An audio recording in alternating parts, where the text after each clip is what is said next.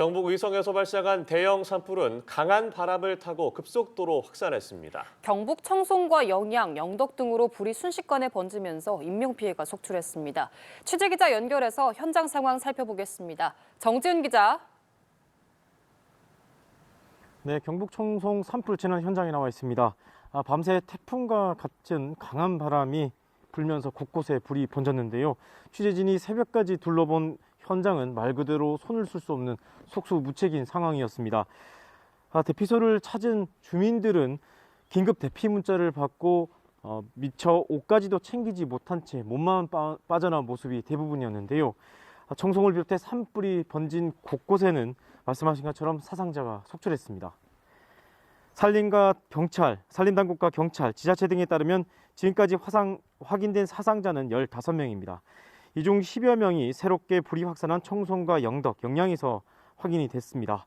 청송에선 60대 여성이 남편과 함께 차량으로 대피하다 사고 나자 탈출하던 중 불길에 휩싸여 숨지는 등 이곳에서만 모두 3명이 숨졌습니다.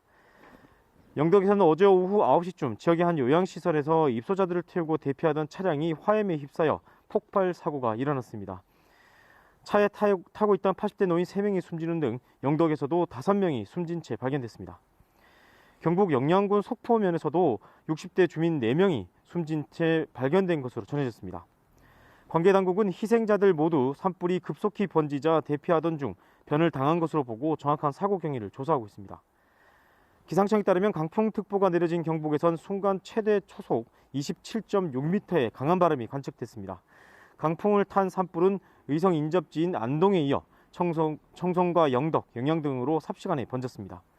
산불 현장에 대피한 한 주민은 마치 미사일 여러 발이 날아온 것처럼 마을 주변으로 불씨가 날아들면서 집과 마을이 순식간에 불에 휩싸였다고 말하기도 했습니다. 이처럼 불이 무서운 기세로 닥치면서 거동이 불편한 노인들과 이동에 어려움을 겪는 주민에 대한 대피 지원책이 시급하다는 지적도 나오고 있습니다.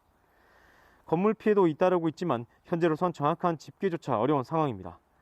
청송군청 주변 산까지 불이 번지면서 군청이 한때 정전되는 등 건물 일부에 피해가 발생하기도 했습니다.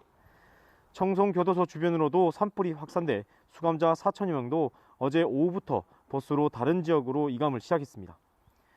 이 과정에 교도소 내부로 불씨가 날아들어 일부 건물 등에 화재가 발생한 것으로 전해졌습니다. 산림당국은 날이 밝는 대로 가용한 자원을 모두 쏟아부어 진화에 주력한다는 계획입니다. 하지만 강한 바람과 넓게 확대된 산불로 인해 사태 장기화에 대한 우려도 커지고 있습니다. 지금까지 경북 청송 산불 재난 현장에서 연합뉴스TV 정준입니다.